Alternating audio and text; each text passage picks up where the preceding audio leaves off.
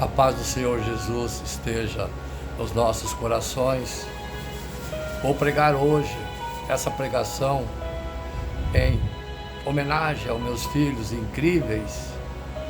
Vou pregar nesse momento a todos eles, aqueles que estão participando dessa pregação, desses vídeos. Eu vou pregar sobre porque alguns nascem com falta de membros do seu corpo, o valor inestimável dos filhos de Deus. Perguntamos por que acontece comigo que eu nasci com defeito físico, porque Deus permite que bebês nasçam com defeitos físicos, a bondade de Deus para com seus filhos. Essa pregação, amados e amadas, eu destino para o mundo, para os deficientes, para a minha família, os incríveis, e todos os meus filhos amados e minha família. Nesse momento, se faz necessário transmitir a palavra, que é a inspiração do Divino Espírito Santo, aos amados e amadas em volta do mundo, dirigindo essa palavra à Igreja Novo Reino de Deus, às servas do Senhor, família, aos fiéis da palavra e todos, enfim, que estamos reunidos para esse ato de ouvir a palavra. Que o Divino Espírito Santo desça sobre nós, sobre mim, nesse momento, para que eu transmita os seus anseios a todos vocês que estão ouvindo nesse momento e coloque em prática todas as palavras ditas pelo Divino Espírito Santo através desse servo, em nome de Jesus. Privilégios de ser filhos de Deus. O que ocorre com aqueles que permanecem no Evangelho, mas não desfrutam dele? Não desfrutam a bondade de Deus porque não o conhecem ou não a conhecem. Quando aceitamos Jesus, temos direitos adquiridos. Como filho, vocês têm tudo que Deus tem, mas muitas vezes não usufruem do direito adquirido, filhos de Deus. O Evangelho, às vezes tem pessoas que fazem uma tortura, uma religião passada, um andar violento, porque estamos carentes e não entendemos o convite de Jesus de trocarmos o nosso fardo com Ele. Como filho de Deus, somos parte da sua família celestial, temos direitos, privilégios adquiridos porque nos unimos ao Jesus que conquistou a cruz, pela cruz remiu nossos pecados por nós. O Filho de Deus se tornou homem para possibilitar que os homens se tornem filhos de Deus. O que é ser filho de Deus? É decidir crer em Jesus como nosso Salvador, entregando o seu coração, filho, a Ele. É deixar a criatura se tornar filho. Você se tornar filho de Deus, irmão de Yeshua Mashiach, Jesus Cristo. João capítulo 1, verso 12, é adquirir o direito de ser filho de Deus pela obra redentora de Jesus Cristo. Receber e crer é a chave para ser filho. É ter o nome escrito no livro da vida lá nos céus. É um dom de Deus e não uma realização humana. 1 Coríntios capítulo 5, verso 17, passamos a ser herdeiros. Por isso Jesus veio como unigênito e voltou como primogênito entre nossos irmãos. Não existe apenas os felizes, os infelizes. Existem aqueles que gostam de ser infelizes. Sim, estamos vivendo de uma forma a desconsiderar as coisas que o Senhor fez, porque por nós estamos olhando apenas para o que nos cerca e deixamos de olhar para Jesus. Que possamos encontrar a felicidade a olhar os seus olhos de amor por nós. 1 João capítulo 3, verso 1. Se não temos pessoas que discordam da nossa forma de viver, talvez estejamos vivendo muito parecido com eles. Como filhos de Deus, somos chamados a viver uma vida diferente. Não seja igual. Ser parte da família de Deus se deu por meio da graça do Pai. Como os filhos são e quais são os privilégios? Temos a vida eterna, João capítulo 5, verso 24. Passamos a ter o Espírito Santo habitando em nós, Efésios capítulo 1, verso 13 e 14. Somos guiados pelo Espírito Santo, Romanos capítulo 8, verso 14. Desfrutamos a paz de Deus que excede todo o entendimento, Filipenses capítulo 4, verso 7. Desfrutamos de uma alegria imensurável, 1 Pedro capítulo 1, verso 8. Temos segurança, Salmo capítulo 46, verso 1. Deus é o nosso socorro, refúgio bem presente, Salmos 23, verso 4. Não somos mais escravos. O Espírito Santo testifica ao nosso espírito que somos filhos de Deus. Temos um presente nos céus. Ele nos chama de seus, pois fomos comprados por alto preço, algo impagável, o sangue inocente de Yoshua Mashiach. Romanos capítulo 8, verso 15. Somos herdeiros de Deus e co-herdeiros de Jesus. Romanos capítulo 8, verso 17. Sim, amados e amadas, somos filho de Deus, irmão de Yoshua Mashiach, Jesus Cristo. Vivendo como filho de Deus, você vive como filho de Deus?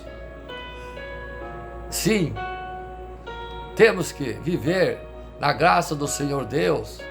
Você pode estar se dizendo agora, todos somos filhos de Deus. Todos somos. E de fato a confissão de nossos pecados, bem como a entrega da nossa vida a Jesus, nos dá direito de sermos chamados de filhos de Deus. Jó capítulo 1, verso 12. Mas a todos quantos o receberam, deu-lhe o poder de serem filhos, feitos filhos de Deus, a saber, aos que creem no seu nome. O fato que eu quero atentar, amados e amadas, no entanto, não é o de nós intitularmos como filho de Deus, mas de agirmos como filho de Deus. Como mudança de comportamento. Sabemos que a nossa salvação vem mediante o arrependimento de nossos pecados. Temos entendimento também de que o arrependimento é a mudança do comportamento do mundo para o alinhamento da nossa cultura com a cultura do reino dos céus.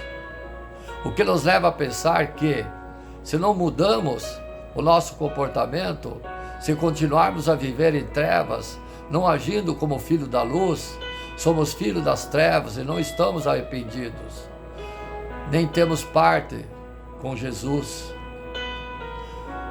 1 João capítulo 3, verso 6, todo aquele que permanece nele não vive pecando. Todo aquele que vive pecando não o viu, nem o conheceu. A prática do pecado sem transformação e mudança nos mostra que ainda não conhecemos o Deus Pai. Filhinhos, não se deixe enganar por ninguém. Aquele que pratica a justiça é justo, assim como ele é justo.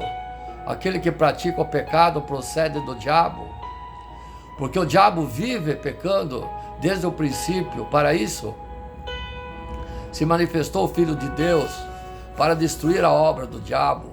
Todo aquele que é nascido de Deus não vive na prática do pecado, porque nele permanece a semente divina.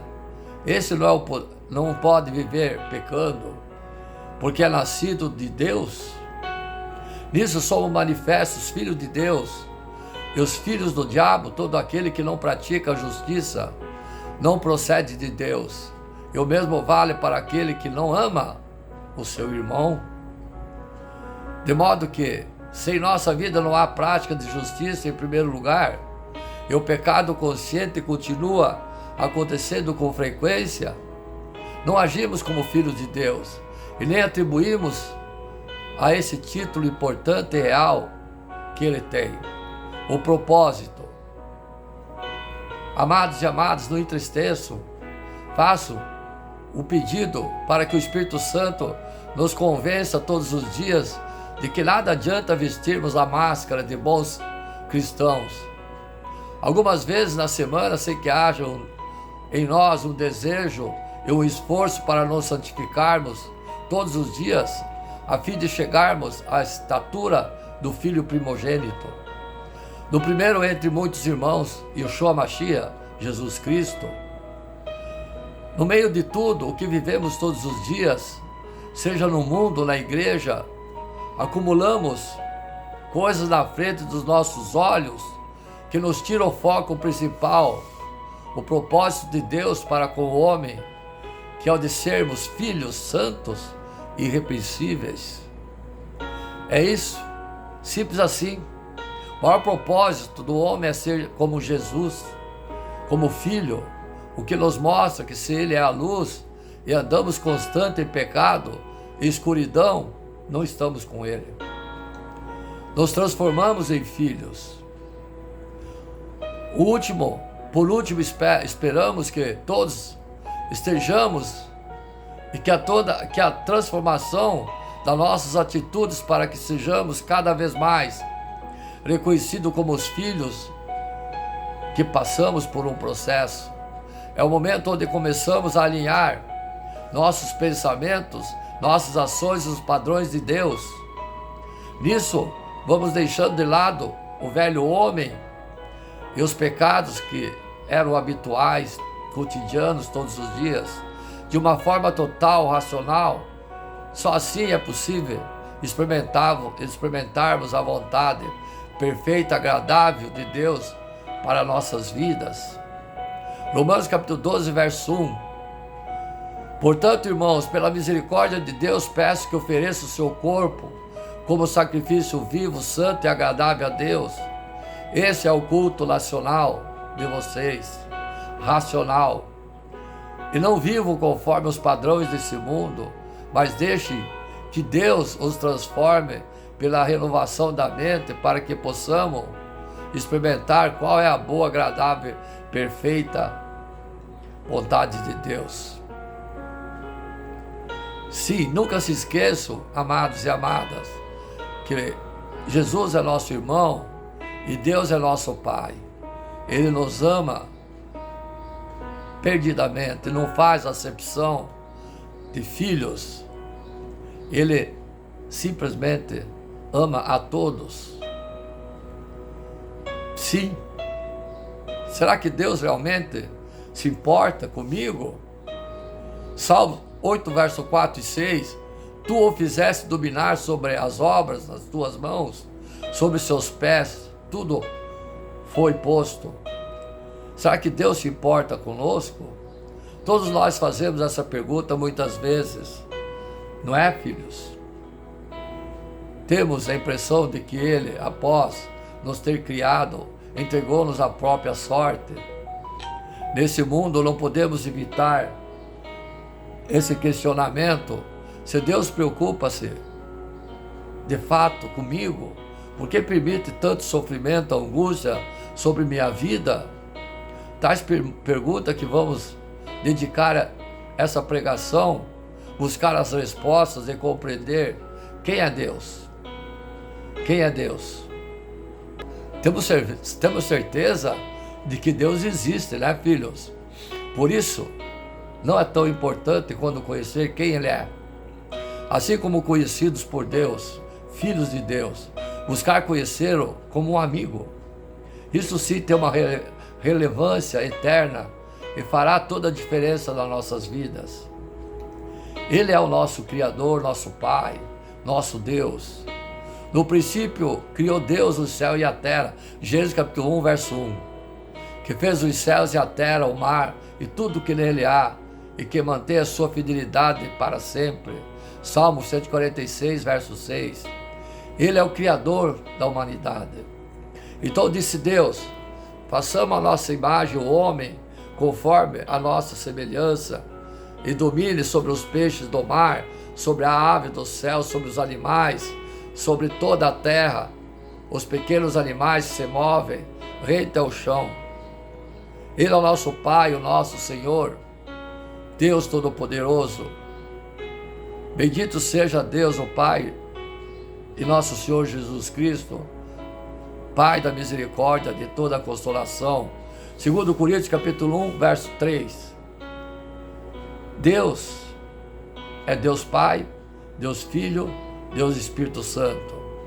A redenção humana, Deus, em sua onisciência, sempre soube que o homem, com sua liberdade, iria desobedecê-lo.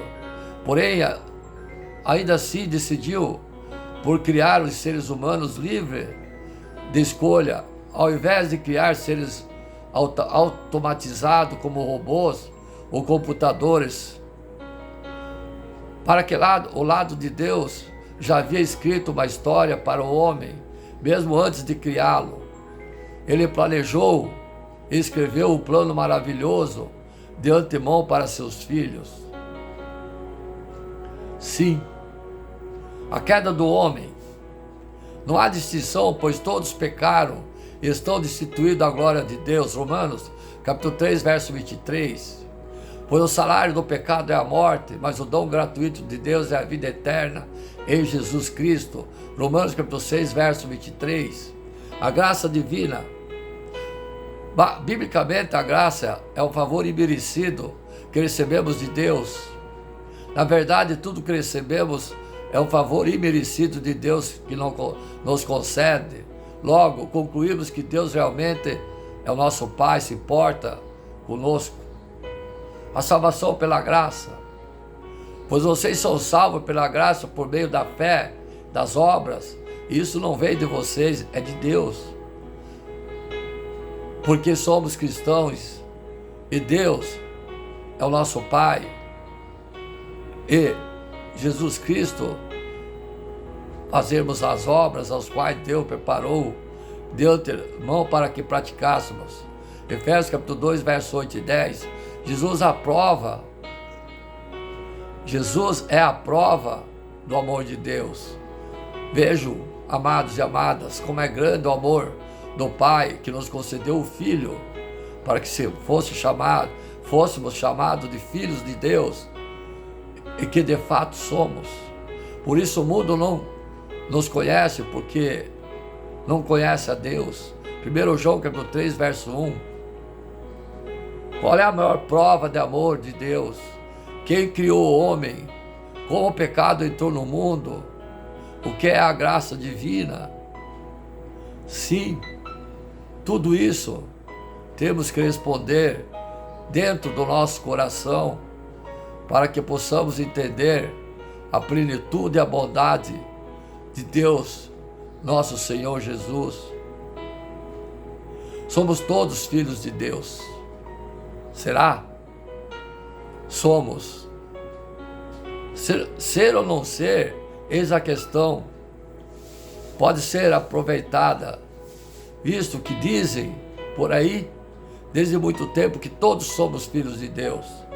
Talvez em um sentido criativo, essa afirmação possa ser verdadeira, mas será que em um sentido especial, redentivo, todos podem se considerar filhos de Deus? Peça para quem está ao seu lado: você é filho de Deus? As criaturas vão colocar isso como um não bem grande. Quando lemos João capítulo 1, verso 11 e 13, temos: veio para o que era seu, e os seus não o receberam, mas todos quantos o receberam, deu-lhes o poder de serem feitos filhos de Deus, a saber, aos que creram em seu nome, os quais não nasceram de sangue, nem da vontade da carne, nem da vontade do homem, mas de Deus Pai. Encontramos a descrição de uma filiação com Deus adquirida, ou seja, por meio da adoção. Esse processo de adoção acontece no momento em que a pessoa recebe Jesus Cristo como Filho de Deus.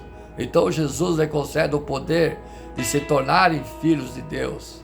Minha família, os filhos incríveis, os bebês, as servas que chegaram, se tornaram filhos de Deus com o batismo que irão receber. Se tornar indica que a pessoa não era filho de Deus. No momento em que crê em Jesus, passa a adquirir a filiação. Sim, antes de ser batizado, você não é filho de Deus. Esse é o processo que não pode ser fabricado, pois não é pela vontade humana, não é sanguíneo, ou seja, não pode ser adquirido por meio natural de descendência, nem outra pessoa pode executar esse processo a não ser o próprio Deus por intermédio da fé. A palavra filho significa primeiramente a relação da descendência ao pai. Já João usa o termo kenon, que traduzido é criança, filho, para aludir ao crente. Portanto, a conduta que porto deve dar evidência da dignidade de relação e semelhança que o cristão tem o poder e o caráter de Deus. A Bíblia, quando alguém se torna filho de Deus, ele experimenta uma nova criação que indica um novo relacionamento com Deus. Segundo Coríntios, capítulo 5, verso 17, essa nova criação é criada agora segundo a imagem e semelhança do caráter divino, passando esse a ser herdeiro de Deus e co-herdeiro de Cristo. Romanos capítulo 8, verso 17. Um filho mostra característica peculiar e evidente da natureza do pai. Ser um filho de Deus não é apenas de ser de língua, mas sim de fato e de verdade. Portanto, não adianta dizer, sou um filho de Deus, como os ateus diziam, Atos capítulo 17, verso 28 e 29, mas mostrar através da atitude da palavra que tal afirmação é verdadeira. Porque é pela fé, pelas obras que realizamos em nome de Yeshua Mashiach, que Deus é glorificado pelos homens. Mateus capítulo 5, verso 16. Então, a outra grande pergunta é quando somos filhos de Deus. Em João capítulo 1, verso 12, indica que é quando recebemos Jesus pelo batismo. E receber Cristo significa confessar como Senhor e crer que Deus o ressuscitou dentre os mortos. Romanos capítulo 10, verso 9. A partir de tal confissão, pela fé, somos, e pelo batismo, somos adotados por Deus como filhos. Romanos capítulo 8, verso 15. A palavra adoção, considerada literalmente, significa colocar na posição de filho. A adoção é o ato pelo qual Deus recebe como filho alguém que, legal e espiritualmente, não desfruta do direito de tê-lo como pai. Portanto, tal adoção só se concretiza após o ato de reconciliação e arrependimento do pecador que se acha ou que se chega a Deus. É a única maneira de receber Cristo é pela fé. A Bíblia diz, tudo aquele que crê que Jesus é Cristo é nascido de Deus. Jó capítulo 5, verso 1. E isto mediante a fé. Gálatas capítulo 3, verso 26. A terceira grande pergunta é, o que evidencia essa filiação? Quais as características de um filho de Deus? A primeira é ser livre da prática do pecado, pois quando lemos Jó capítulo 8, verso 34 e 36, encontramos Jesus, em verdade vos digo, todo aquele que comete pecado é escravo do pecado. O escravo não fica sempre na casa, o filho sim, para sempre. Se, pois, o filho vos libertar, verdadeiramente sereis livres. Os judeus daquela época não entenderam o que era ser livre. Eles achavam que ser livre era não estar debaixo de nenhuma mão opressora, era poder ir e vir e fazer o que quisesse sem ninguém que os obrigasse a nada. Mas Jesus não falava de uma liberdade física e humana, e sim de uma liberdade espiritual que só pode ser obtida mediante a fé nele. Os homens são escravos do pecado, enquanto o Filho não os libertar, porque enquanto Jesus não o libertar, eles vivem cometendo pecado sobre pecado. Ser escravo do pecado é ser atado à servidão do pecado. Como instrumento do pecado é estar disposto a fazer o que o pecado exige, é estar dominado por ele, porquanto de quem alguém é vencido, do tal faça também escravo. Segundo Pedro capítulo 2, verso 19. Então só um meio de ser livre dessa escravidão, somente por meio de Yeshua Mashiach, enquanto a Escritura afirma em Colossenses capítulo 1, verso 13 e 14, ele nos libertou do império das trevas e nos transportou para o reino do Filho de seu amor, no qual temos a redenção, a remissão dos pecados. Vemos nesse versículo que ele nos libertou do poder do pecado, pois como diz a Escritura, o pecado não terá mais domínio sobre vós, pois não estás debaixo da lei, e sim da graça. Romanos capítulo 6, verso 14. No ato da vida e morte de Cristo, a partir do momento em que cremos, fomos transferidos por Deus do nosso estado pecaminoso para a verdadeira comunhão com Ele, fazendo parte do seu reino através da redenção, através do resgate que foi pago pelo sangue de Yeshua Mashiach, a fim de que nos libertar do pecado. Por isso Cristo nos libertou dos nossos pecados pelo seu sangue. Apocalipse capítulo 1, verso 5. Ou seja, foi o sacrifício que ele fez na cruz que nos proporcionou essa liberdade. Todavia, o que é o pecado? O pecado é toda a maldade moral, transgressão ou rebelião contra as leis de Deus, perversão do coração. João definiu o pecado como iniquidade, 1 João capítulo 3, verso 4. A iniquidade vem do grego anomia, que é ilegalidade e violação da lei, a prática da injustiça ou transgressão da vontade de Deus, seja por deixar de fazer o que ele exige em sua palavra, da Bíblia, pecado de omissão, ou por fazer o que ele proíbe, pecado de comissão. A palavra pecado traz a conotação de errar o alvo. Na definição, pecado é a transgressão voluntária, espontânea das leis estabelecidas por Deus. Enfim, o pecado é o mal que está na mente e na vida dos homens. É uma doença hereditária deixada por Adão e Eva, Romanos capítulo 3, verso 23. É uma ofensa grave contra Deus que pode ser erradicada da vida de qualquer pessoa pela graça redentora revelada por meio de Jesus Cristo.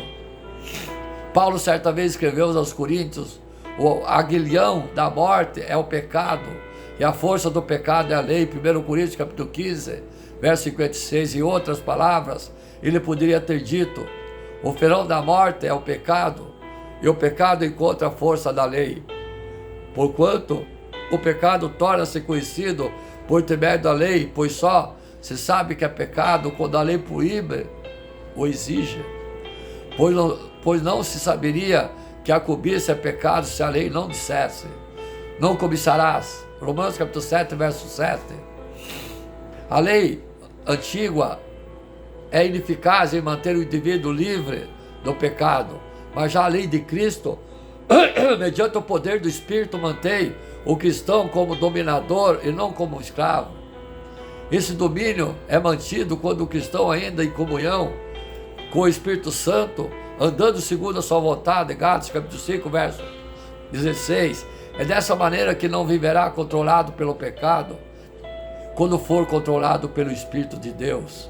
Paulo também escreveu que não é porque estamos debaixo da graça que devemos viver o pecado, porquanto muitos interpretam Romanos capítulo 5, verso 20, erroneamente para justificar a heresia de que quanto mais pecamos, mais Deus é gracioso para conosco.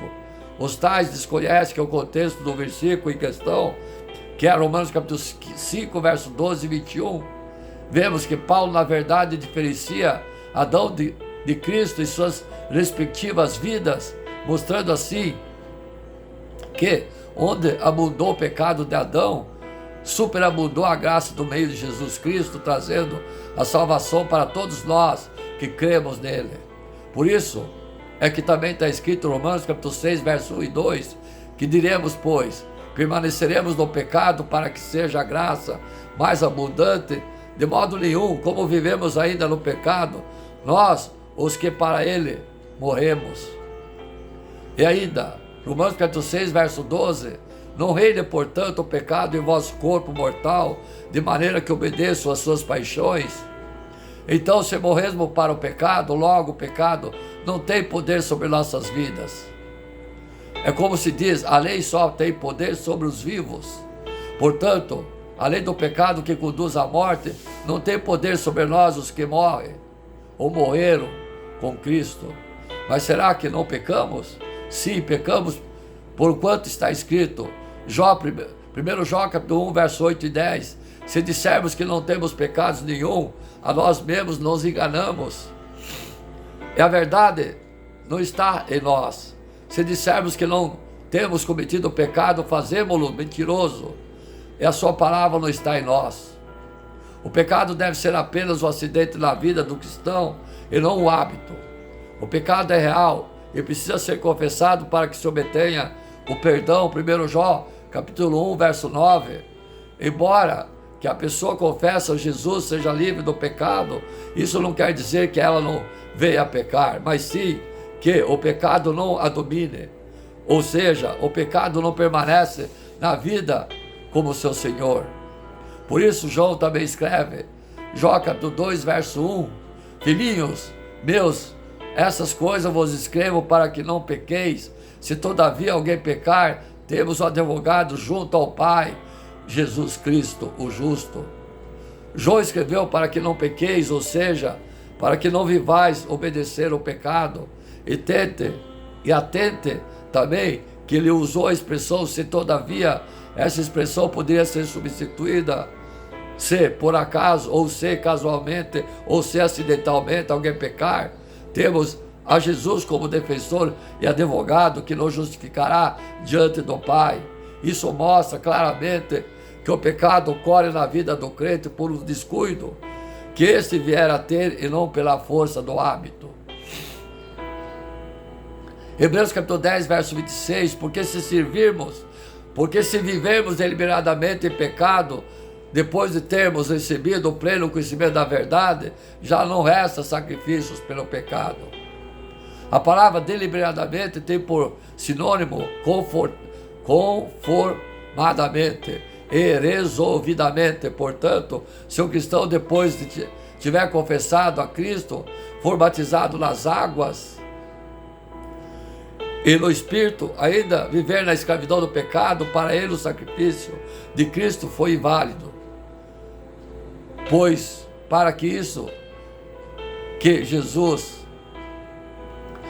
foi para isso que Jesus veio ao mundo e por fim morreu numa cruz, ressuscitando ao terceiro dia, recebido em glória, como está escrito. Jó capítulo 3, versos 5 e 6, sabeis também que ele se manifestou para tirar os pecados, e nele não existe pecado, todavia aquele que permanece nele não vive pecando. Todo aquele que vive pecando não o viu, nem o conheceu. Observe ainda, amados e amadas, que a vinda de Yeshua Mashiach a esse mundo foi para tirar-nos os nossos pecados. Ele se manifestou para tirar os pecados. É como se diz, estamos no mundo, mas o mundo não está em nós.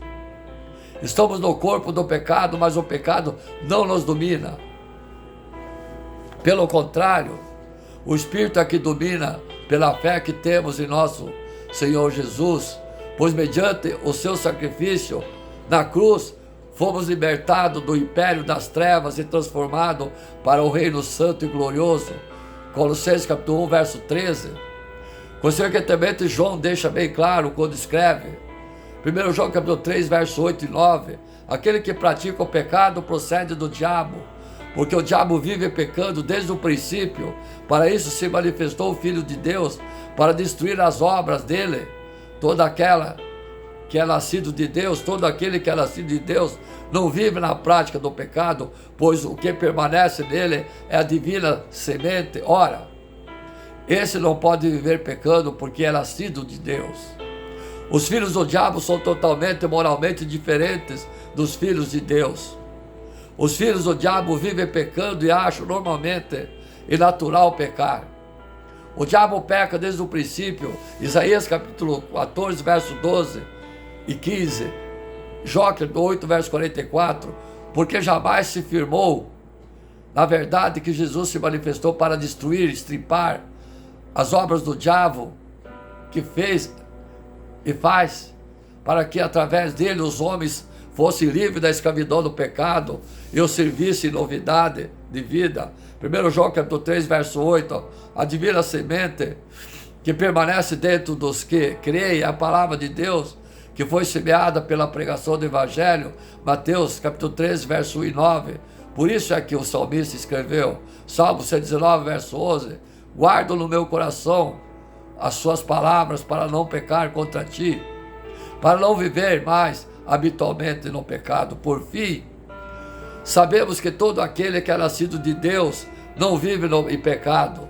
Aquele que nasceu de Deus o guarda e o maligno não lhe toca. 1 João capítulo 5, verso 18.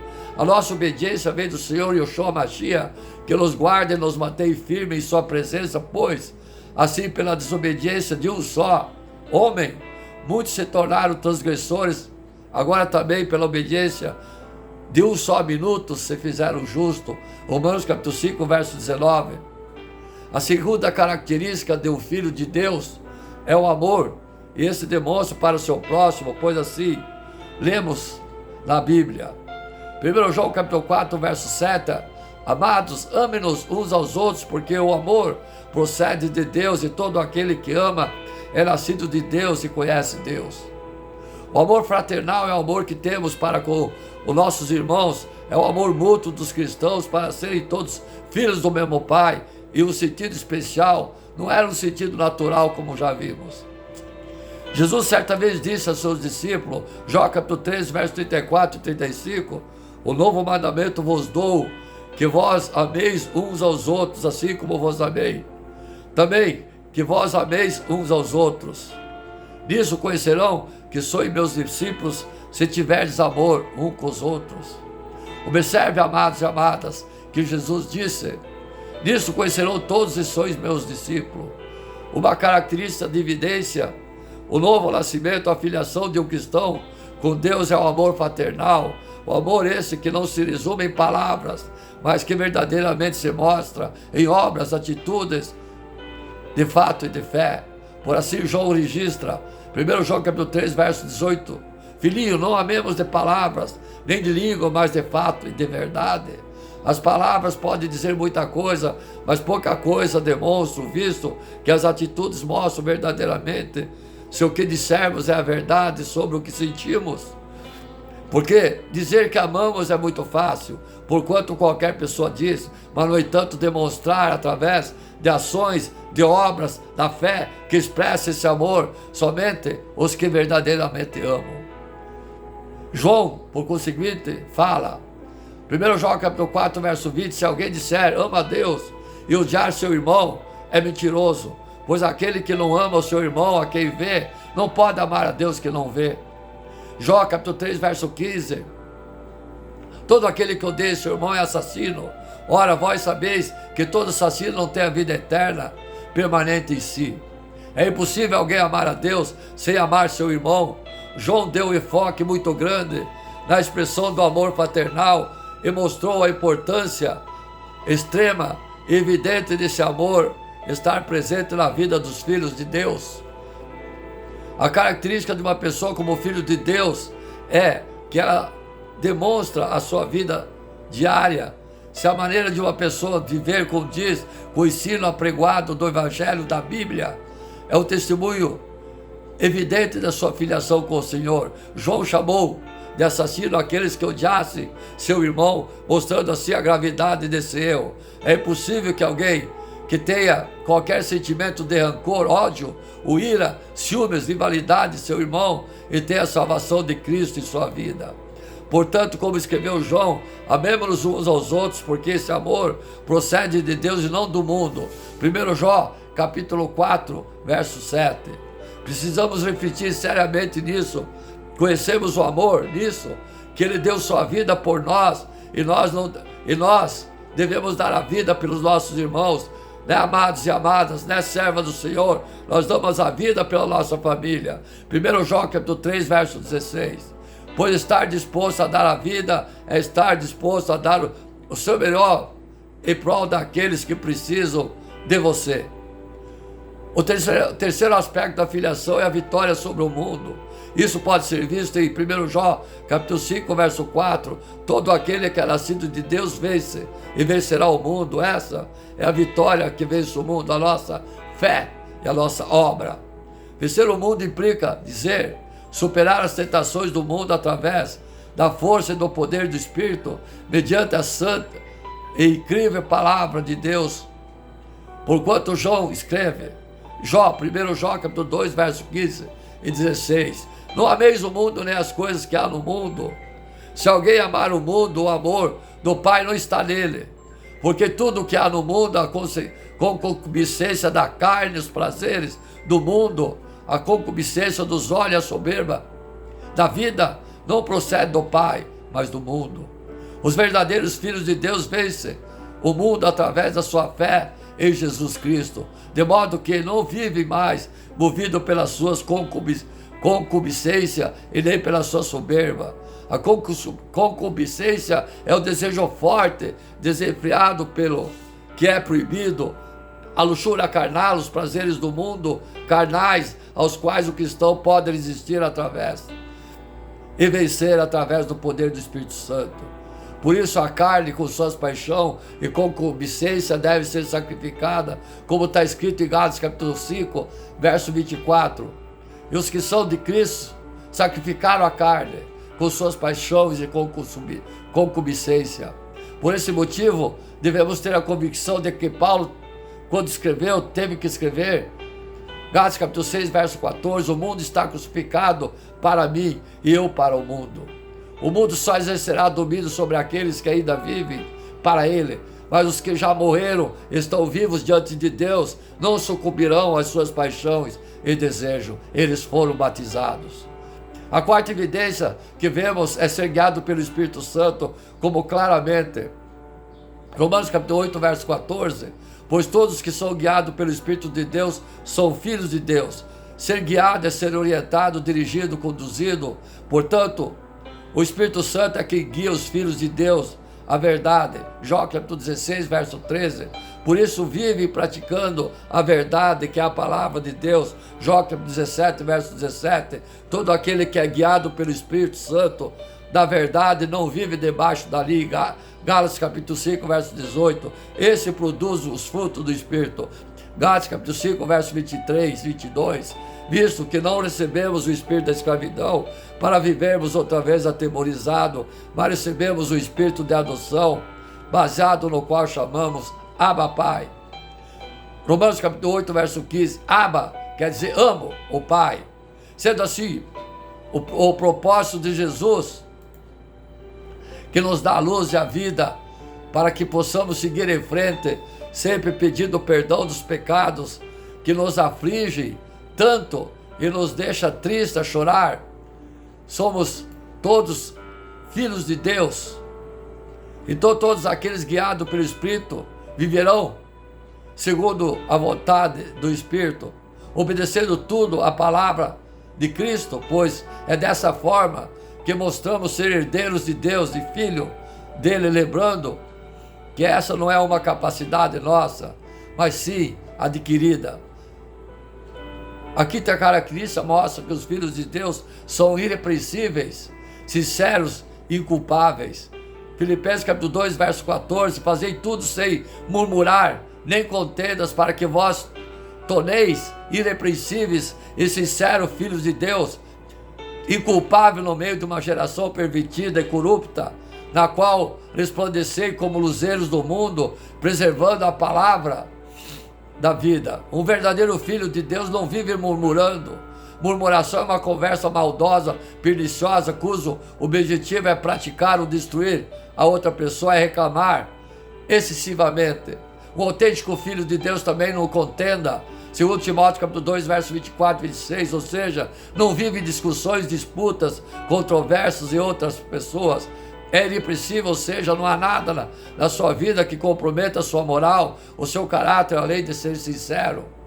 Não propagando mentiras, antes fala somente a verdade, pois ainda é inculpável. Em outras palavras, não há nada de suas atitudes e palavras que o torne transgressor. A palavra de Deus, pois é como luzeiros no mundo, Mateus capítulo 5, verso 14 e 16, ou seja, o seu testemunho de vida é um exemplo para todos, quanto vivo na perversão e na corrupção do pecado. Seguindo no segundo vídeo, amém, amados e amados, glória a Deus.